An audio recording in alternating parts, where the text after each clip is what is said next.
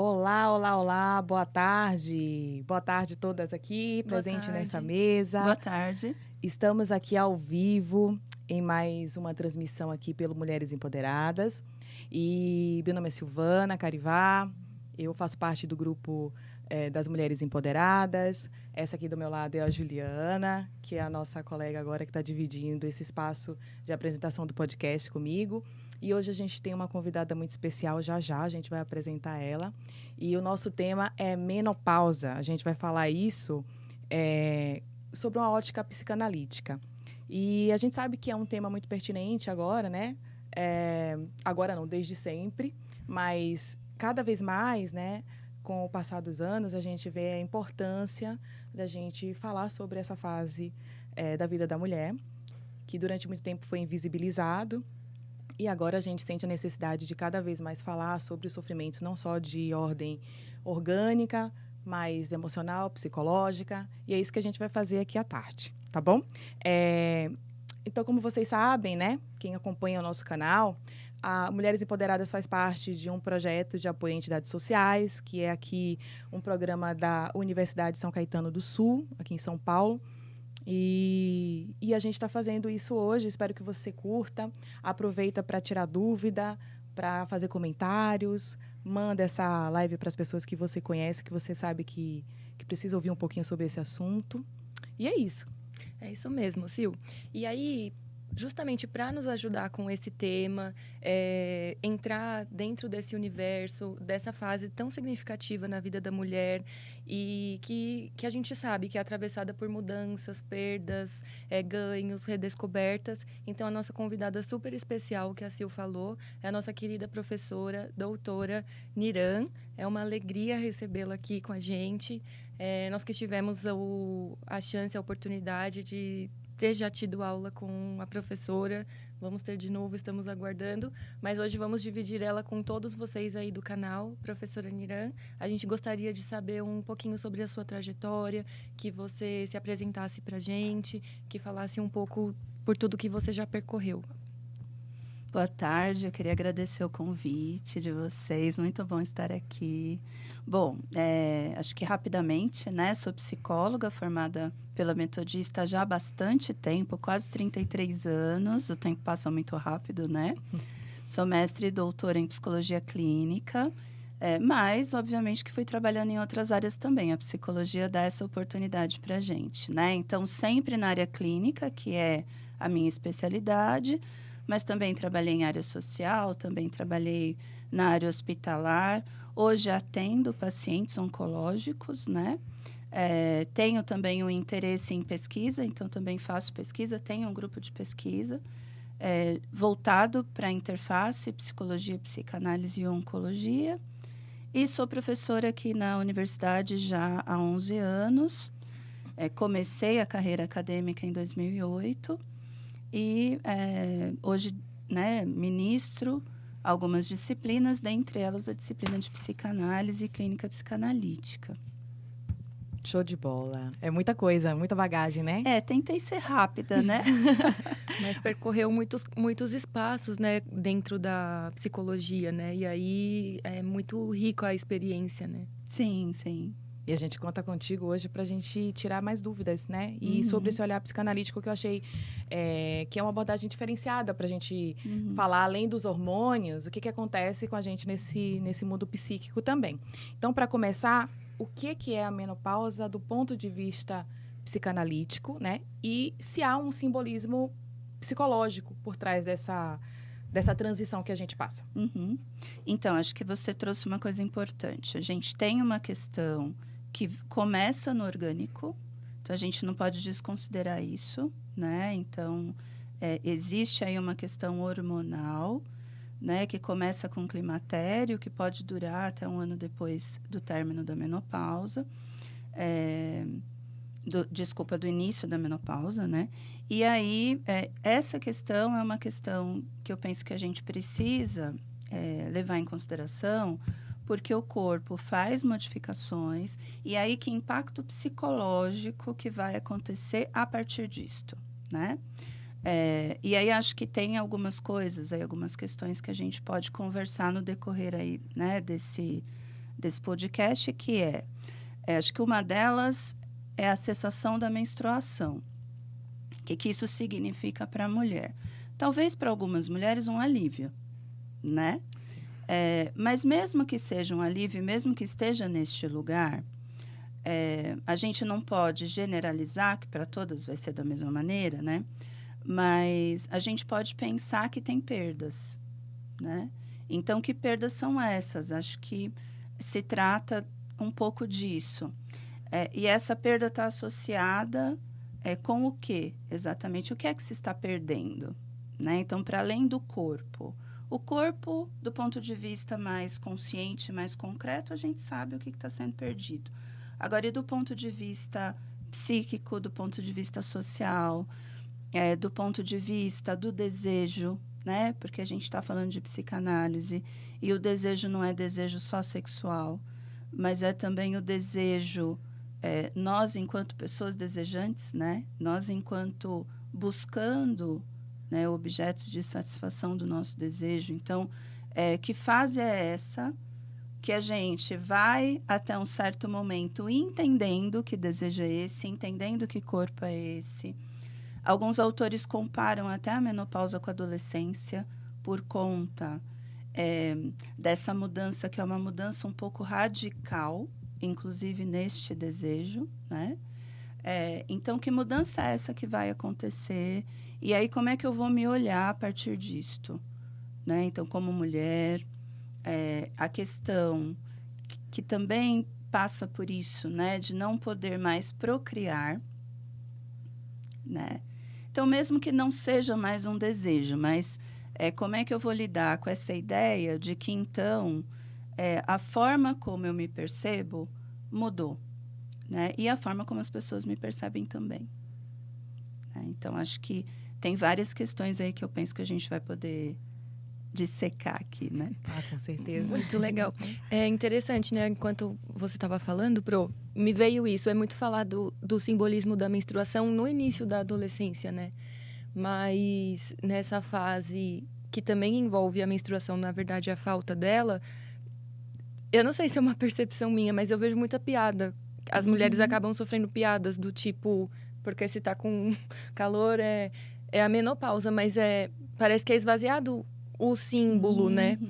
E aí, já puxando o gancho, eu queria que você falasse pra gente um pouquinho sobre quais são os sentimentos mais comuns que as mulheres relatam durante essa fase e como que a gente pode compreender esses afetos. Eu penso que um dos sentimentos é um certo desconhecimento, por isso que eu acho importante essa nossa conversa, assim, né? Então, talvez uma certa angústia pelo desconhecimento. Então, o que é que está acontecendo comigo? Você falou do fogacho. O que é isso? Né? Porque é uma coisa horrorosa, né? Quem já passou, se alguém que estiver assistindo a gente já passou, sabe como é horrível, né? Então, assim, o que é isso? Quando é que isso acaba? Quando é que isso para? Como é que isso se manifesta? Porque é algo que não tem controle. Então, acho que tem também um sentimento de algo que é inevitável, mas algo incontrolável. Né? E acho que isso também é uma questão para a gente pensar.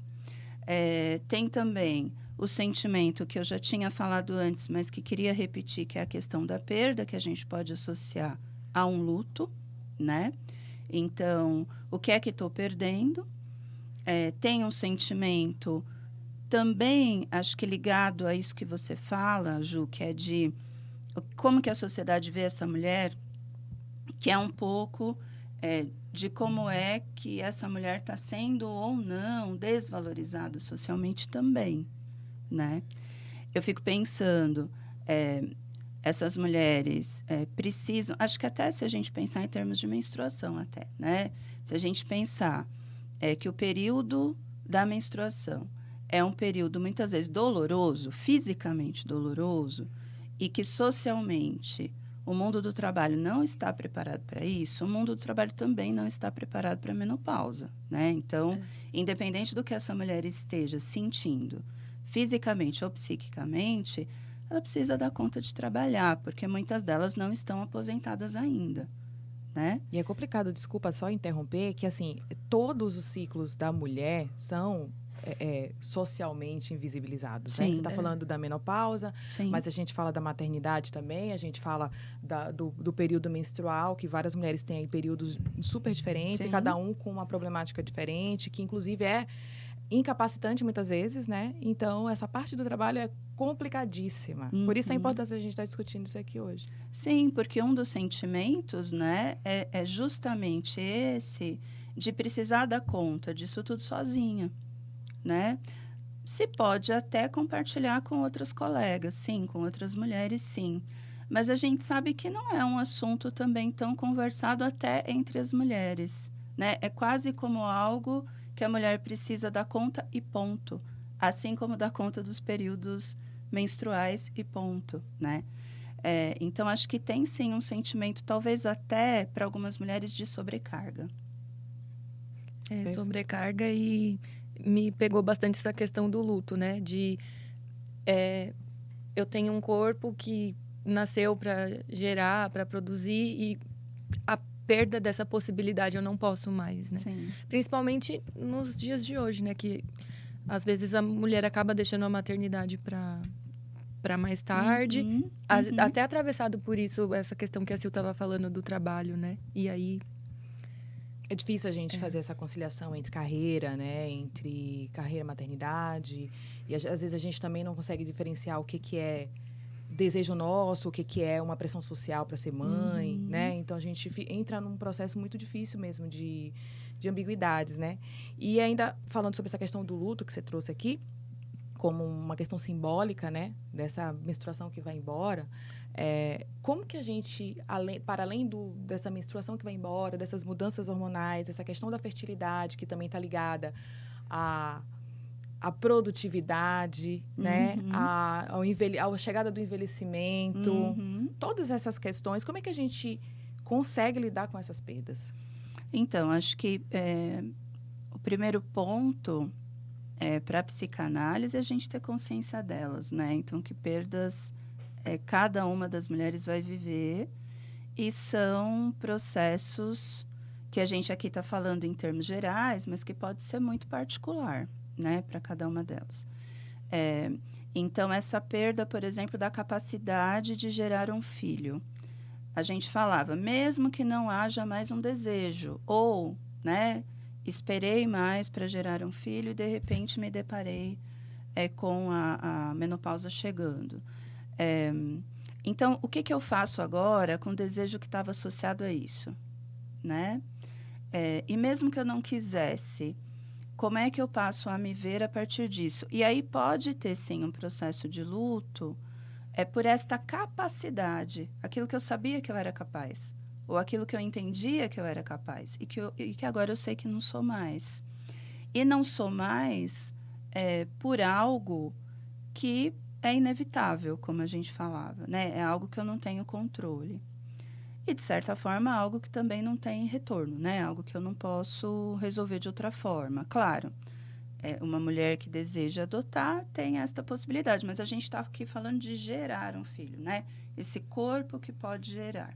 Nem todas as mulheres têm esse desejo, mas aquelas que têm ou aquelas que geraram, né, podem ter um impacto nesta ideia sobre si mesmas, né? Nesta capacidade sobre si mesmas, que sabiam sobre si mesmas. E acho que tem também, né? Penso que tem também uma questão do luto por esta quase uma identidade, né? Então, esta identidade de mulher, espera-se algumas coisas da mulher, inclusive existe uma certa cobrança por algo do feminino. O que é esse feminino, né? Então, acho que tem socialmente alguns parâmetros do que é esse feminino, ou um imaginário, uma representação social do que é esse feminino, né? Então, mulher é aquela que é mãe, que amamenta, é aquela que cuida, é aquela que em alguns espaços ali, né? Precisa ser doce, precisa ser suave. Acho que a gente tem um estereótipo mesmo, né? E aí, então, o que se perdeu, né? Se eu associo que esta representação social é também uma representação de cada mulher, afinal de contas, vivemos em sociedade, né? É quando eu perco, então, esta eu penso que essa potência no meu corpo, vou dizer que isso pode ser visto como uma potência, como é que, então, eu vou lidar com essa feminilidade que, a partir de agora, está ligada a outras coisas, não é mais isto, né? A gente sabe que feminilidade, ser feminina, não é exatamente isto, né? Cada mulher vai viver da forma como acha que essa feminilidade tem sentido. Mas, se a gente pensa nesse social, como é que eu lido, então, com esse corpo que está diferente? Como é que eu lido com esse corpo que vai sofrer mudança, sim, inclusive o desejo sexual, né? Inclusive, se a gente pensar em termos de como esse corpo vai lidar com o próprio desejo sexual, que também vai mudar. Pode haver uma diminuição, inclusive, do desejo, né? Então, sexualmente falando. Então, como é que essa feminilidade vai ser vivenciada a partir de então? Acho que a gente está falando desse luto, né? Claro, tem possibilidades, obviamente, que a gente entende, né? Como psicólogas e na psicanálise a gente sempre acha que saber sobre si, entender sobre si, é uma possibilidade de se bancar, é uma possibilidade de lidar consigo mesmo, é uma possibilidade de lidar com a mudança, é uma possibilidade de lidar com os próprios desejos, né? Eu sei que estou falando muito de desejo, mas é porque eu penso que, quando a gente fala do feminino, a gente está falando do nosso desejo e do desejo do outro, né? Sim. E, de novo, não desejo sexual, nesse caso, mas atravessa isso também, mas um desejo do que essa sociedade espera de mim, que desejo essa sociedade tem para mim, né? E que desejo eu tenho também sobre mim, né? Então, perder aquilo que pode ser considerado uma potência que a gente escuta desde muito cedo, né? Vai virar mocinha, não é assim que a gente escuta? Né? Sim. Desde muito cedo a gente escuta, precisa, para estar tudo certo com você, você tem que menstruar, né? Você passa a desenvolver as características sexuais secundárias a partir da menstruação, da menarca, da primeira menstruação. Então, ok, agora perdi, né? Então, se perdi agora, como é que eu me identifico sem isto, né? Como é que, então, eu posso me perceber, né, de uma outra maneira, tentando pensar os recursos internos, né, para poder viver a minha feminilidade de outra forma. E aí, pensando também nessas perdas, até queria trazer a questão da idealização da juventude, que também não deixa de ser uma cobrança, né? E para a gente conversar sobre como que ela pode afetar a forma como a menopausa é vivida, as questões relacionadas à autoestima e como que tudo isso vai se expressar nas pacientes que estão vivendo essa fase. Eu acho que o envelhecimento é uma coisa importante que você traz, porque também pode ser vivenciado nessa ideia do luto que a gente está dizendo, né? O que é envelhecer para uma mulher, né? E que é diferente do que é envelhecer para um homem. Com certeza. Principalmente nessa sociedade ocidental, né, que a gente vive. Exato. É muito louco envelhecer. Não, e até, se a gente for mais para o senso comum, né? Você escuta muito assim, nossa, envelheceu, está charmoso, né? Está com os cabelos brancos, ficou charmoso. E a mulher não é vista desta mesma forma, né? Então, eu penso que tem uma questão do envelhecimento, de novo, numa ótica mais de uma representação social, e que muitas vezes a mulher vai sentir que precisaria dar conta disso, continuar, né, no auge daquilo que é considerado também um padrão de beleza social, ou um padrão estético de beleza, que não está associado, né, para a mulher com envelhecer, né?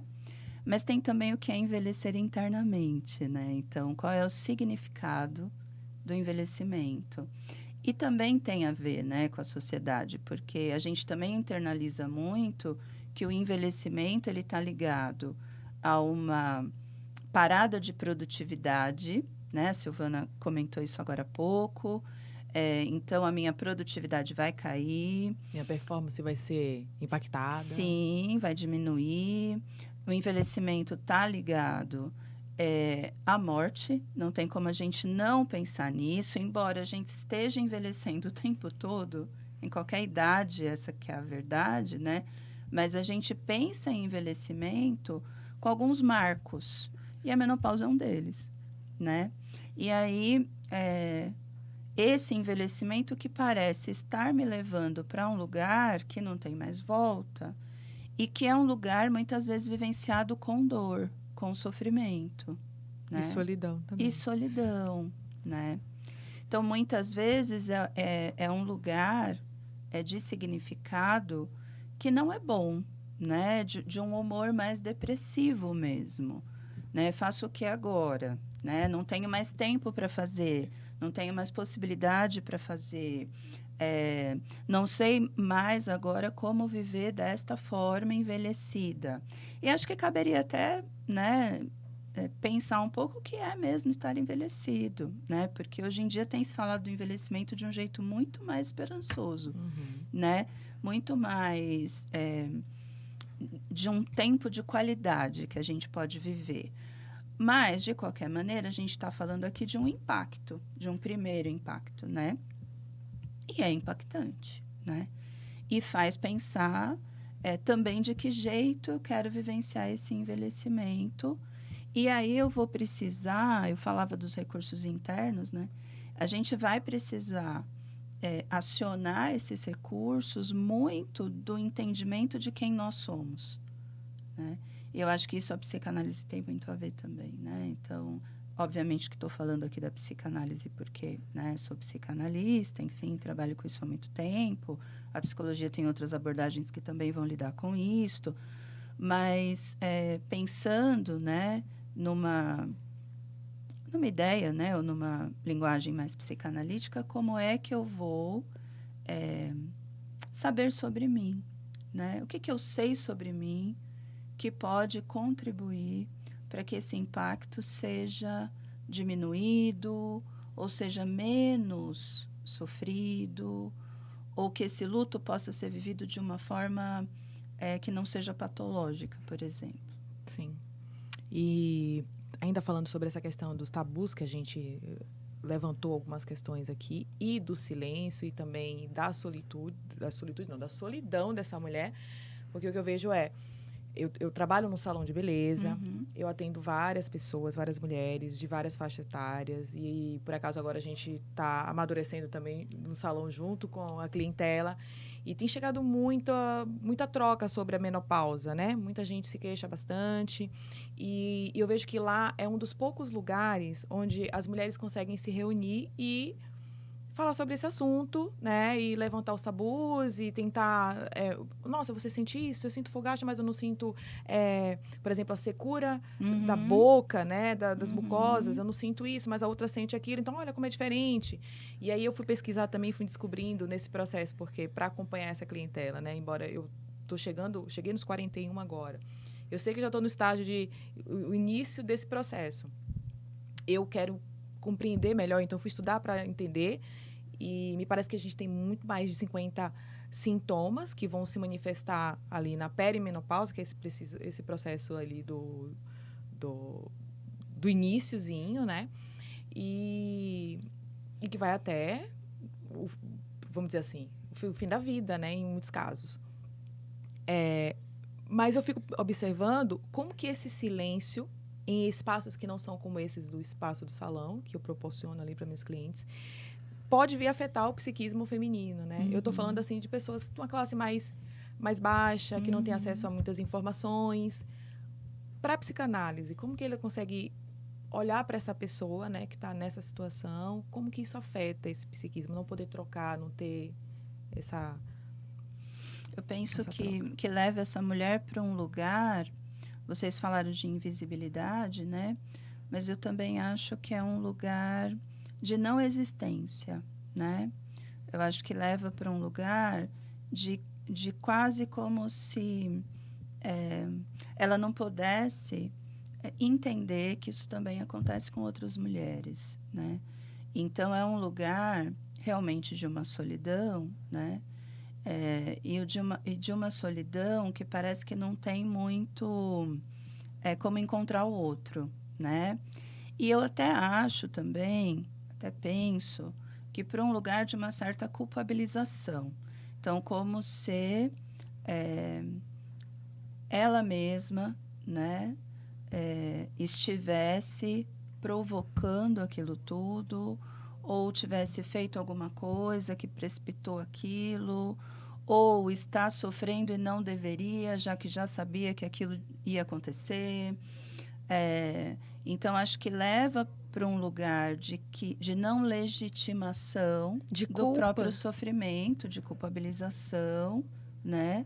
E acho que é um lugar muito doloroso mesmo, né? De sofrimento psíquico. Então, acho que é importantíssimo poder fazer essa troca, né? Agora, a gente sabe que algumas informações, embora hoje a gente tenha a informação na palma da mão, né? O celular, a gente sabe que algumas informações ainda são talvez para uma classe um pouco mais privilegiada, né? Seria muito interessante que a gente tivesse esse trabalho de conscientização, mas também de escuta, né? Nas UBSs, por exemplo. Eu até acredito que algumas até tenham esse trabalho, né? Não sei dar notícias disso, mas acredito que sim. Eu acho que onde tem psicólogas trabalhando, a gente está sempre muito antenada com as questões do humano, né? Mas seria muito interessante, assim, que isso estivesse de fato, sabe? Que as mulheres pudessem receber informação de qualidade. De forma ampla, né? Eu Para penso. que cheguem todas elas. Eu penso. E não só informação, como a gente diz, né? Mais cognitiva, mais racional, mas que pudesse haver troca mesmo, né? De poder falar o que eu sinto, como você está dizendo que acontece no salão, né? Então, o que eu sinto, o que você sente. Porque esse processo de identificação com outras mulheres, ele pode ser muito importante, né? Na vivência disso tudo e na vivência, inclusive, desse luto que a gente está dizendo. Então não sou só eu. É bem consolador, né? Eu percebo Sim. que elas se sentem mais consoladas. Falam assim, nossa, pelo menos eu não sinto isso. Essa troca causa esse meio que acalma um pouco, né? De maneira geral. Sim. É o que eu vejo. Sim. A gente está aqui comentando sobre os sintomas, né? Eu tenho esse, não tenho aquele, a questão do fogacho, da secura. E aí me veio agora os outros sintomas, para a gente pensar mais na parte psíquica, né? Então aí, não sei quais seriam os mais relacionados a essa fase. Talvez ansiedade, depressão, alteração de humor. E aí a nossa dúvida é como que, se é que é possível diferenciar, mas como que a gente diferencia o que é hormonal e o que é mais simbólico? Uhum. Eu acho dificílimo de diferenciar. Acho que a gente tem que começar por aí. Toda vez que a gente trabalha numa área ou com uma população que apresenta questões do corpo, a gente precisa estar atenta a elas, né? Então, não se trata da gente privilegiar uma coisa ou outra. A gente precisa lembrar que corpo e mente estão unidos de uma forma muito importante, né? Então, por exemplo, a mudança de humor é algo que espera-se até por conta das questões de hormônio, né? A gente sabe que as duas coisas estão muito relacionadas. Mas, se a gente pensar em termos de depressão, né? Se a gente pensar em termos de algo que é, por exemplo, um transtorno, né? Porque aí acho que tem duas coisas importantes da gente falar, tanto depressão quanto ansiedade, né? Então, assim, depressão e ansiedade podem ser transtornos, né? Uhum. E aí, será que a menopausa pode ser, de alguma maneira, um disparador disso? Para a psicanálise, a gente até acredita, né, que talvez já existissem algumas características antes disso e que, de alguma maneira, isso tenha se intensificado por causa da menopausa, né? Mas eu também acho que a gente não precisa ir tão longe assim, né? Não necessariamente transtorno, mas a gente pode dizer é que essa mulher fica num estado mais depressivo, né? Ou que ela fica num estado mais ansioso. Isso aparece na clínica, né? E aparece não só por conta da menopausa em si, que é o que a gente está falando até aqui, mas por aquilo que a menopausa vai trazer, né? Como impacto na vida, que acho que é essa a sua pergunta, né? Então, assim, esse impacto, o que ele pode gerar do ponto de vista psíquico, né? Então, a gente costuma falar na psicanálise sobre sintomas. Os sintomas não necessariamente são transtornos, né? Mas o sintoma é tudo aquilo que, de alguma maneira, eu não dei conta de simbolizar, vamos falar assim, né? Não dei conta de simbolizar e, de repente, vai se manifestar de outra forma, né? E não vai se manifestar só no corpo, né? Mas pode se manifestar com a tristeza, com a angústia, com o estado de ansiedade, com o estado de depressão, o próprio luto, né? Se ele não for um luto que a gente considera um luto mais normativo, né? A sensação de solidão. Então, eu penso que são sintomas que fazem parte desta fase, né? Podem ou não acometer as mulheres. De novo, a gente não vai generalizar esse ponto. Cada uma vai sentir, vai vivenciar de uma forma diferente. Mas as experiências de vida também importam, né? Então, assim, como que eu pensava o envelhecimento antes disso? Né? De repente chegou, bateu na minha porta. Mas como que eu pensava antes? Como que eu vivo a minha vida até então? Eu estou satisfeita com a minha vida? Eu não estou, né? Eu fiz aquilo que eu gostaria de ter feito, eu não consegui fazer, né? Eu entendo que envelhecer é não poder fazer mais. Porque a gente sabe que hoje... Antes a gente dizia assim, a vida começa aos 40. Hoje eu acho que começa aos 60, né? O que a gente tem visto por aí, assim. Então, pessoas com 60 anos vivendo muito e muito bem, né? E até dizendo que vivem melhor do que viviam antes, né? Mas isso é uma realidade? Sim, isso é muito a forma como a gente também vai representando esta vida, né? Então, a gente encontra esses sintomas, eu vou chamar de sintomas, né? A gente fala muito com as mãos, né? E aí vai batendo no microfone. Então, assim, a gente vai chamar de sintoma, mas não como uma coisa negativa, mas como algo que também está tentando nos comunicar algo, né? Está tentando nos comunicar algo que diz respeito a nós mesmos, né? A nós mesmas, nesse caso. E que comunicação é essa que a gente também precisa escutar, né? Então, eu penso, né, que a gente não tem como dizer o que é específico, mas a gente tem como dizer, talvez, o que seja um pouco mais comum. Sim. Eu estou com perguntas aqui do chat. Ah, tá bom. Nosso chat está bem participativo. Agora a gente também descobriu que a nossa transmissão ela foi um pouquinho atrasada. Então, peço desculpas por isso.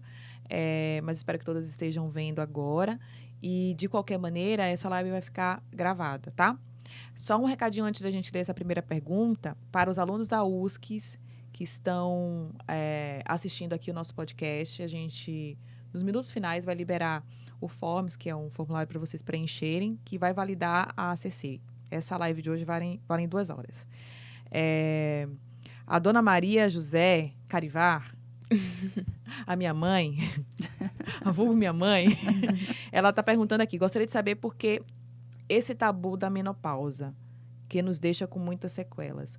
A gente estava falando um pouco sobre essa questão do tabu. Aliás, acho que muita coisa relacionada ao universo feminino passa por essa questão do tabu, né? Essa primeira menstruação, né? Eu vejo, porque eu tenho uma filha também, que eu estou lidando com essas questões. Escondeu o absorvente, né? Escondeu o absorvente. Ninguém pode ver. Né? A questão da sexualidade. Então, toda a questão que acontece com a gente, de mudança de ciclos, a própria maternidade, passa por vários tabus, né? E a menopausa não seria diferente. Eu acho que a menopausa ela tem um pouquinho mais de carga, porque ela está relacionada a essa questão, principalmente do envelhecimento, que a gente tem falado aqui, essa questão de deixar de produzir e etc. E dessa questão da debilidade, não sei se é essa palavra, mas que vai trazendo esses sintomas para essa mulher, né? De se colocar no mercado de trabalho, porque muitas desses sintomas que a gente trouxe aqui são extremamente incapacitantes,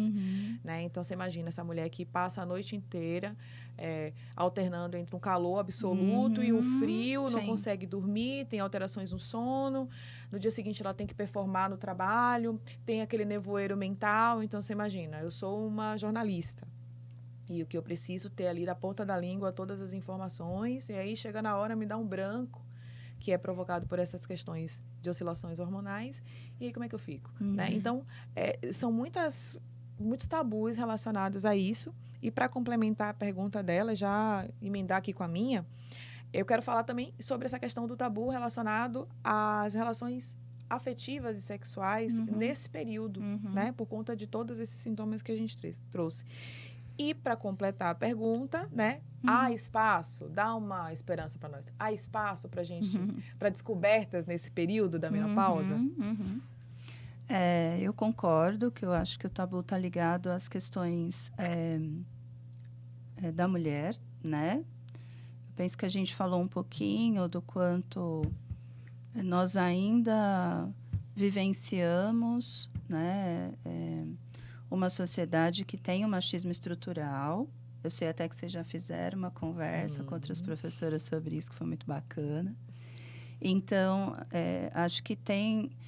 E eu fiquei pensando, né, que na história da psicanálise tem uma coisa interessante de trazer aqui, que talvez faça sentido também, que é assim, o Freud lá, que inclusive faria aniversário ontem, ele começa a atender pacientes histéricos, né? E a histeria se caracterizava por alguns sintomas muito difíceis, assim. Então, paralisia, cegueira, enfim, coisas muito, muito graves. E naquela época achava-se, né, que só mulheres eram histéricas, né? Porque achava-se que havia uma patologia do útero, né? Então, histeria vem da palavra útero, histeron, e achava-se, então, que o fato da mulher menstruar fazia com que houvesse ali um adoecimento e que pudesse provocar adoecimento mental nesta mulher. Então, veja que simbólico é isso, né? Quer dizer, a gente está falando aí de final de 1800. Isso mudou? Mudou, né? Evoluiu, claro que sim. Mas eu fico me perguntando até que ponto a mulher ainda não é colocada num lugar, né, desse adoecimento, né, mental, dessa coisa que às vezes a gente escuta, né? A mulher que defende às vezes as suas ideias, ou a mulher que é um pouco mais assertiva, ou a mulher que é um pouco mais... Reivindica seus direitos. Exato, é agressiva. Ela recebe vários adjetivos, né? E um deles é louca, né? Então, fico pensando que isso mudou, mas isso mudou até certo ponto. Eu acho que isso ainda faz um pouco de parte desse imaginário social. E aí, então, a gente pensando nesse sentido, né? As questões do feminino parece que acabam sendo um pouco sujas. Então, tem uma ideia, né, de que menstruação é suja, né? E de que, então, seria um tabu falar sobre menstruação e, consequentemente, seria um tabu falar sobre a menopausa também. Porque aí dá a sensação de que esta mulher, então, ela saiu do padrão que esperava-se dela. Ou ela saiu de tudo aquilo que a gente estava dizendo, né? Do esperado para o feminino, do esperado para o produtivo, enfim. Então, acho que tem esta ligação com esse tabu, né? Agora, tem esperança? Eu penso que sim, sempre, né? Eu acho que a psicologia e a psicanálise estão aí para isso. Eu penso que tanto para auxiliar a sociedade a entender que essas questões precisam ser conversadas e fazem parte da vida, né? E nas relações afetivas, eu penso, né, que é preciso que o parceiro, pensando aí em relações heterossexuais, né, ou heteroafetivas, que o parceiro precisa entender esse momento, né? Eu penso que o parceiro precisa saber o que está acontecendo e precisa entender, né, que não é um momento natural. É até natural do ponto de vista que vai acontecer com todas as mulheres, mas não é natural do ponto de vista emocional, né? E que pode haver um sofrimento, e que pode haver sinais nesse corpo, mais ou menos intensos. E penso que esta conversa, especialmente com os parceiros, ela é muito importante também, né? Você falou de secura na boca, há uma secura vaginal também, né? Então, há possibilidades de solução disso. Hoje em dia tem várias possibilidades, né? Mas eu acho que passa muito por essa mulher aceitar uma ajuda, pedir ajuda, né? Aceitar a ajuda, porque ela existe, tanto médica quanto psicológica. Mas eu penso que o parceiro tem muito a ver com isso, né? Então, de estar ali contribuindo e entendendo e talvez repensando a forma como essas relações vão acontecer, assim, né? Então, se mudaram e, de fato, vão mudar, como é que os dois podem, então, entrar numa sintonia para repensar, né, também esse vínculo, esse afeto, como é que isso pode acontecer a partir de então, né? Então, eu sempre vejo esperança. Acho que a psicologia serve para a gente ter esperança, né? Agora, acho também, claro, né, que a informação é o primeiro passo. E espaços, né, para que essas mulheres possam falar sobre isso, que era o que a gente estava dizendo agora há pouco, né? Sim. Antes de você ler sua próxima pergunta, Ju, tem um comentário aqui da Graziela. Graziela, obrigada por você participar. Ela está falando aqui que, comparando a TPM com a menopausa, assim como a menopausa, também influencia na alteração do humor. Varia isso de mulher para mulher, esses níveis? Acredito que sim. Sim, né? varia.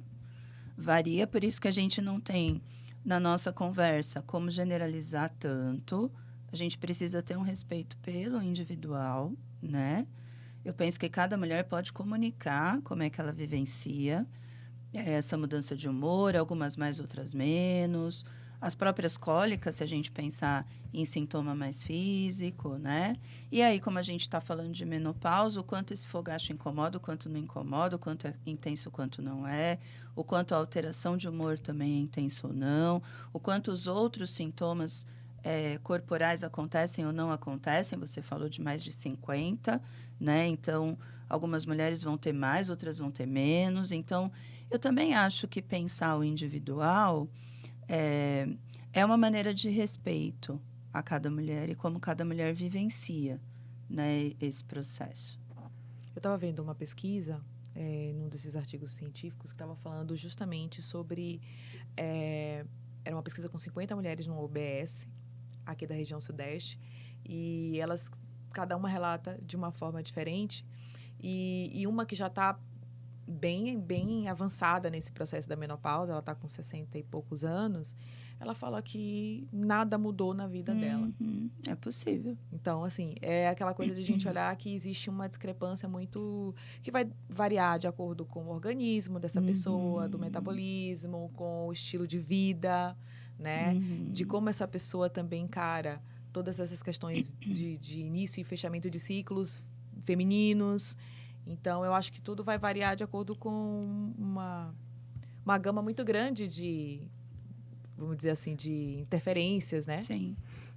Professora, você trouxe uma palavra aqui, esperança, né? Que foi até a Sil pediu, né? Tem Sim. espaço e você estava dizendo que sim. Sim. E aí eu queria te perguntar, o que a psicanálise pode oferecer como suporte nesse momento? E se o setting terapêutico, analítico, muda para atender as mulheres que estão nessa fase? Que bacana essa pergunta, né? Porque, assim, eu fiquei pensando que quem já está em processo analítico tem muito a ganhar, né? Porque vai vivenciar a menopausa já sabendo mais sobre si, Mas quem está agora entrando na menopausa e gostaria de iniciar um processo analítico, eu penso que tem muito a ganhar, porque o setting, que é esse espaço, não é só o consultório onde a gente atende, né? Mas é o espaço de escuta, é o espaço seguro para poder falar sobre si, é o espaço para poder ouvir sobre si, né? É o espaço para poder pensar as suas questões. Então, isso tudo facilita muito, né?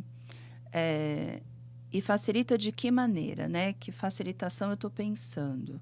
Não é não sofrer, mas é o poder dar importância para isto, né? E o poder pensar o que isso está me causando, de que maneira isso está me impactando, como está ou não influenciando a minha vida, né? Então, é um espaço bastante interessante. Eu penso no espaço individual, mas eu também penso no espaço em grupo, né? A psicanálise é mais conhecida pelos atendimentos individuais, mas existem atendimentos em grupo também que podem contribuir muito, né? No processo de identificação, né? No processo de legitimação, no processo também de diminuição da solidão, né? Eu penso que o espaço individual também contribui com isso tudo, né? Mas o setting, ele pode dar voz ao sofrimento, né? Dar voz àquilo que eu chamei de sintoma, né? Que, como eu disse, não necessariamente é uma patologia ou é um transtorno, né? Mas aquilo que essa mulher está trazendo como impacto psicológico desse momento de vida, né? E poder entender, né? Poder entender que impacto é esse, como é que isso se processa, né? Então, eu penso que eu sempre acho que todo mundo devia fazer terapia, né? Eu sei que não é todo mundo que pensa assim, mesmo psicólogas, nem todas pensam assim. Mas eu penso que, poxa vida, seria muito legal. Com certeza. Eu A gente também teria um acho. mundo bem melhor, né? Eu Assim, porque acho. se você se conhece, você já evita determinados conflitos, você consegue se posicionar melhor, você consegue pôr limites. Eu aceito o conflito, né, também. Aceito Né? ok, né? Aceito que é assim. E como é que eu vou lidar com as coisas do jeito como elas são também, Sim. né? Sim, com certeza. Eu acho que autoconhecimento nunca é demais, Sim. né? E a terapia é uma via também. Uhum. Então, eu também concordo contigo. Todo mundo deveria fazer terapia, tá bom, gente? A nossa próxima pergunta você já respondeu, que é justamente a diferenciação entre aquela mulher que está passando já por um processo terapêutico, né? E aí atravessa esse período da menopausa, daquela que nunca passou, que ainda não iniciou o seu processo de autoconhecimento, que ainda está perdida, de como que isso vai se manifestando de uma para outra, como é o enfrentamento. Mas eu entendi também que pela sua resposta é isso, né? É muito necessário. Eu penso muito nas pessoas que não têm condições de fazer uma terapia, porque infelizmente ainda é uma questão muito elitizada, né? Mas a gente sabe que existem aí políticas públicas que estão oferecendo, né, os espaços terapêuticos aí, tem o CAPS, a gente tem tantos espaços, né, públicos para a gente trabalhar questões importantes. Então, você mulher que não tem condições de pagar uma terapia particular, não deixe de se cuidar, não deixe de buscar esses equipamentos públicos, porque tem muita gente boa trabalhando bem nos equipamentos públicos também, muitas vezes em grupo, né? Esses grupos, como você mesmo falou, trazem esse empoderamento, trazem essa sensação de pertencimento e esse consolo mútuo, né? entre as pessoas. Então, não deixe de buscar ajuda, de qualquer maneira. E queria também falar das clínicas escola, né? Sim. Aqui na USCS a gente tem, outras universidades que têm o curso de psicologia também tem. Queria falar das clínicas escola, dos cursos de especialização, né? Que também oferecem espaço de atendimento, se não totalmente gratuitos, mas às vezes com valores muito simbólicos, né? E depois até, né, eu posso dar para vocês algumas dicas para vocês colocarem lá no Instagram de vocês, né? Porque eu acho que tem alguns espaços muito bacanas mesmo, né? Então, eu concordo. Eu penso que não ficar calada, não sofrer sozinha, né? Entender que é um sofrimento legítimo, que é um sofrimento que faz parte dessa fase. Entender que você pode falar sobre isso e tem pessoas que vão te ouvir, né? Eu acho que isso é muito importante de deixar como mensagem, né? Sim. E que para além desse sofrimento, né, biológico, é aquilo que você trouxe desde o início, né, Neniran? Que é esse sofrimento psicossocial também. Também. Por conta de todas essas questões estruturais que a gente tem, do machismo, para a mulher negra, então ainda vem a questão do racismo, que ainda vai deixando as camadas mais profundas e mais sofridas, né, à medida que a gente vai descendo aí na base da sociedade. Então, é importante a gente pensar também, né, nesses atravessamentos. Sim. Não sei se ainda há espaço, se ainda há tempo, mas queria trazer uma última pergunta que eu e a Sil pensamos. Você está com tempo. Ai, que bom. Ah, que bom. Eu vou ser bem sucinta, então, para a professora poder responder. Para as mulheres que sentem que se perderam de si mesmas durante o processo, por onde começar a reconstrução da identidade e também dicas, né, para aquelas que estão nessa fase que a Sil comentou, de ainda não terem entrado em contato com a terapia, seja individual ou em grupo, ou que não tem a chance de ter uma rede de apoio, né? Que até a professora falava no início, né? Existem aquelas que uma escuta a outra, mas às vezes não, né? Então, o que você poderia deixar de mensagem? Eu queria só falar uma coisinha antes, rapidamente, assim. Eu falei bastante de luto, mas acho que cabe a gente explicar o que é luto, né? Então, todas as vezes que a gente perde algo ou alguém, mas não é só uma pessoa. Então, quando a gente perde também o ideal. E a gente está associando a menopausa à perda de um ideal. E que ideal é esse? Aquele que a gente já falou aqui, né? Então, o ideal dessa produtividade, o ideal dessa feminilidade. Fertilidade. Essa fertilidade, dessa sexualidade, né?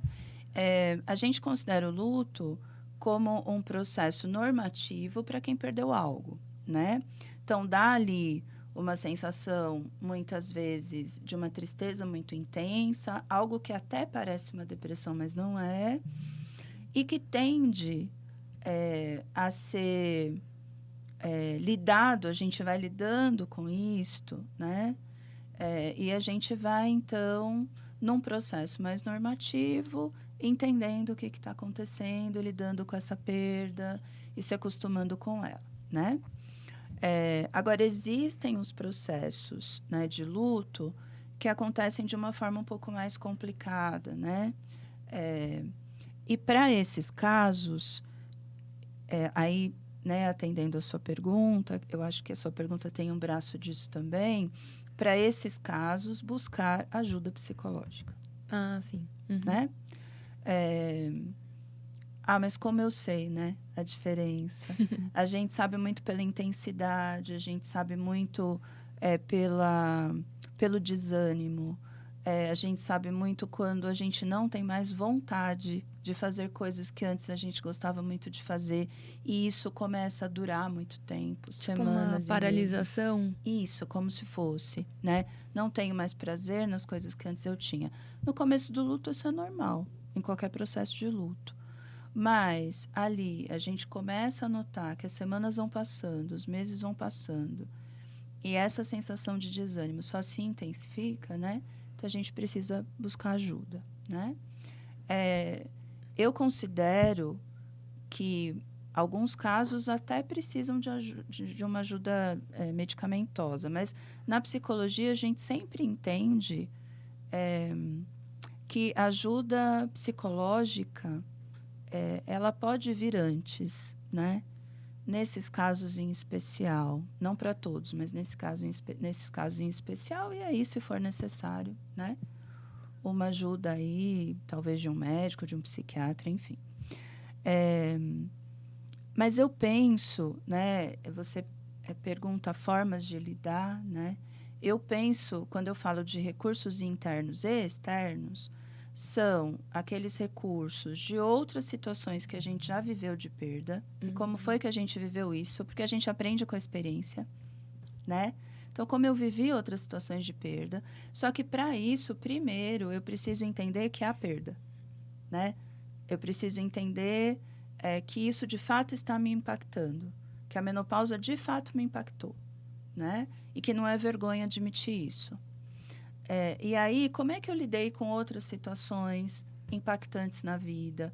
Como é que eu lidei com outras situações de luto na vida ou de perda na vida? Será que eu consigo, né, acionar os mesmos recursos? E os recursos externos, eles são imprescindíveis, assim. Então, que pessoas eu tenho que podem me ouvir, né? São amigas, são irmãs, a minha mãe, a minha filha, meu marido, meu companheiro, meu namorado, né? Quem são estas pessoas, né? Que podem me escutar, né? Estar comigo, né? Sim. Me acompanhar, tomar um café. Sim. Às vezes não é nem só falar, é ter alguém do lado, Exato, né? Exato. A gente também não pode esquecer, só interrompendo vocês um pouquinho, dessa questão em casos que isso é possível. A gente sabe que isso também ainda é um tabu, né? Falar sobre a reposição hormonal. Acho pertinente a gente trazer isso para cá, porque muita gente acha que isso está associado diretamente a questões sobre doenças que podem surgir a partir dessa reposição. E é importante a gente sempre lembrar que esse é um processo individual, né? Então, você precisa, se você acha que precisa, ou se você tem dúvidas sobre isso, procure um ginecologista, converse, faça seus exames, veja quais são as possibilidades, porque também são outras maneiras de enfrentamento, né? Então, assim, eu sou a favor de que, assim, a gente não deve sentir dor por muito tempo, né? A gente não pode passar por determinadas sensações desagradáveis, como a tristeza, por um longo período de tempo, porque tudo isso, no final das contas, vai também trazendo para a gente um mal-estar, uma qualidade de vida rebaixada. Então, essa questão da reposição hormonal, eu acho que é uma coisa que a gente precisa pesquisar um pouco mais, conversar mais com os médicos especialistas. Alguns defendem, outros demonizam. Sim. Então, é aquela questão da gente também buscar informação que está aí disponível para a gente na internet, né? Mas acho que principalmente não fazer a reposição hormonal que a amiga está fazendo, né? Porque exatamente. Precisa que um médico prescreva, precisa entender se no seu caso é viável. O que funciona, o que não funciona. Pois eu trabalho com pacientes oncológicos, então às vezes não é viável, às vezes não é recomendado, né? Mas nem sempre, às vezes é. Então, acho que é algo, de fato, muito individual e que precisa ser analisado com o médico, né? Mas que pode ser uma saída também. Com uma certeza. saída interessante, inclusive, né? Sim. Para quem pode fazer, eu acho que é. E acho que esses recursos, né, que a gente falava, recursos existem, tanto dentro da gente quanto fora da gente, né? Por isso que a gente fala que a gente tem recurso interno e externo. Acionar esses recursos é importante. Só que, de novo, né, eu queria deixar isso... Acho que isso é importante, né? A gente só aciona recurso quando a gente consegue entender que está impactado por algo, né? Então, acho que a nossa conversa, e quando a gente fala em tabu, passa muito por isso. Às vezes, pela mulher achar que ela não pode sofrer, né? O que é bobeira, né? Sim. Já que eu sabia que eu ia passar por isso, é algo natural do meu corpo, então eu preciso aguentar, eu preciso suportar, né? Eu acho que a nossa conversa tá girando muito em torno da ideia de que eu não preciso aguentar, né? Eu posso entender que está sofrido para mim, eu posso entender que está difícil para mim, e aí que recursos que eu tenho à minha disposição, né? E o recurso profissional também, né? É um recurso possível. E aí que eu posso, então, receber um acolhimento, né? Ser acolhida de alguma forma. Sim.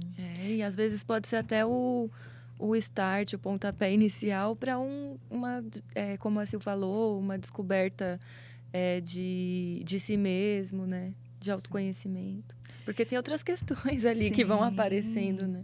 Sim. Várias, né? Eu acho que é uma fase da vida. Principalmente quando você falou sobre essa questão da finitude, que a gente se depara com o fato de que, poxa, agora eu passei por um outro ciclo na minha vida e eu tô entrando num outro onde a finitude está ficando cada vez mais próxima, né? Então, acho que isso gera um pouco para algumas pessoas, um pouco de desespero, para outras gera um pouco de alívio de saber que, ó, eu cheguei até aqui, né? Olha que eu construí até aqui. Então, assim, é muito ambíguo mesmo, né? E é importante a gente estar nesse processo de autoconhecimento para a gente conseguir lidar com essas mudanças de uma maneira mais saudável. Agora, só para ler aqui 2 comentários que foram feitos a partir da nossa conversa, a Daniela disse que tem terapia também com valor social, independente desses equipamentos aqui da faculdade, né? Ela, por exemplo, faz e também acha que todas deveriam fazer. Sim. Eu não sei como é o nome dela, não está expressado aqui, tá como a letra A. Ela diz que a menopausa chega, e isso é fato. Eu estou e procuro meios de melhorar para não ser tão afetada. É isso aí mesmo. Eu acho que é isso, né? Minimizar os impactos o máximo possível. Sim. Então é isso, Pro. Eu acho que tanto para nós aqui que estamos nessa mesa hoje, como para você que está assistindo ao vivo ou essa versão gravada, eu acho que a gente está chegando ao encerramento. Mas antes de fechar aqui esse ciclo de conversa sobre a menopausa, eu quero deixar a bola contigo. Você quer falar mais alguma coisa que você acha pertinente? Algum aconselhamento para essa mulher que está passando por isso agora? Pode falar aqui, ó, nessa câmera. Fala, nessa câmera. Esse todes, né, da Daniela, acho que também faz a gente pensar que a gente fez aqui um recorte, né? Quando a gente falava dos parceiros, dos maridos, enfim, né? Porque a gente estava aqui trazendo uma questão também desse lugar na mulher e do que é feminino e do que é masculino. Mas, obviamente, que cabe para todas as mulheres, Sim. né? Todas as formas de ser. Todas as formas, as orientações sexuais, as identidades de gênero, enfim. Eu acho que todas sintam-se contempladas, né? Eu queria dizer assim, primeiro agradecer, né, pelo convite. Eu penso que é importantíssimo falar sobre esse assunto. Queria dizer da importância, né, de que cada uma de nós possa olhar para si e possa olhar com cuidado, né, possa olhar com generosidade, né, porque acho que às vezes a vida vai nos atropelando e acho que a mulher se sente às vezes na obrigação, né, de dar conta de muita coisa, né, e de cuidar de todas as pessoas que estão em volta, né. E muitas vezes a mulher acha que esse é o seu papel, e eu penso que cabe, né, na nossa conversa entender que precisa ter espaço para o autocuidado, né? Precisa ter espaço para poder pensar em si, precisa ter espaço para entender que ser mulher não é só isso, né? Então penso da importância da gente olhar para aquilo que está sentindo, para a gente olhar para aquilo que está causando sofrimento. Aqui a gente está falando de menopausa, mas penso que o feminino engloba tanta coisa, né? Então, a gente poder até repensar o que é esse feminino. Talvez menos atravessado pelos tabus e pelas exigências sociais, e talvez mais perto daquilo que nos faça feliz, né? Então, acho que isso é importante, assim, né? Valorizar, legitimar, poder entender que aquilo que se sente é importante, né? Eu acho que essa busca e essa luta é fundamental. É isso, eu quero agradecer em nome meu, da Sil também. Em nome meu é ótimo. Em meu nome. Ótimo. Quando a gente fala assim, de um tema sensível, com um especialista, treme na base, sai tudo errado, as palavrinhas. Mas a gente fica nervosinha. A psicologia explica, né? Explica. Eu acho que ficamos todas nervosas com câmera e microfone. É muita coisa de uma vez só. Também acho. Mas quero agradecer em nome dos alunos, falar de mim mesmo, de mim mesma, que é uma alegria estar aqui, agradecer a Sil pela oportunidade de participar com ela do projeto, agradecer também a Grazi, que não está aqui, mas... Que é a nossa produtora, né? Ela está por trás das câmeras. Ela deixou muitos pedaços dela aqui, não está aqui agora fisicamente, mas agradecer principalmente a professora Niran pela disponibilidade, por ter aceitado esse convite. A gente sabe que você tem uma agenda cheia, muitos compromissos, muita coisa para dar conta, e mesmo assim se disponibilizou a atender essas estudantes. Eu ralei, viu? Eu ralei para conseguir uma hora com ela. Mas valeu muito a pena, e a gente sempre está buscando, assim, professores que são... que nos abraçam, também abraçam o projeto. Eu fico muito feliz, viu, Pro? De coração que você tenha aceitado estar aqui hoje para a gente bater esse papo gostoso. Eu acredito que isso vai chegar em muitas pessoas, eu espero também. E dizer assim, que o menopausa, ela não é o fim de um ciclo, né? Eu acredito que, diante do que a gente conversou aqui, na verdade, é o início de um novo ciclo, de uma nova fase que a gente pode preencher com autoconhecimento, pode ser rica em liberdade, porque a partir do momento também, falando da menstruação especialmente, que a gente deixa de menstruar, para muitas mulheres isso também pode representar uma liberdade, dessa questão de se libertar de todas as questões que estão envolvidas com a menstruação, dos sintomas, né? De tudo que a gente precisa usar e etc. E um amadurecimento de maneira geral, que isso vem trazendo para a gente, né? De lidar com todas essas nuances, com todas essas mudanças que vão acontecendo. Então, que a gente possa olhar para tudo isso, né? Não só mulheres, mas homens também que estão assistindo. A gente tem homens que assistem o canal. Que ótimo. E eu fico muito feliz que vocês também possam nos olhar com mais empatia, né? E cuidado também diante de tudo isso. E para você que ouviu a gente até aqui, eu quero agradecer a sua companhia. Eu quero que você, se puder, compartilhe, fortaleça o nosso canal curtindo aí essa live de hoje, tá bom? E até o próximo episódio, que será no dia 19?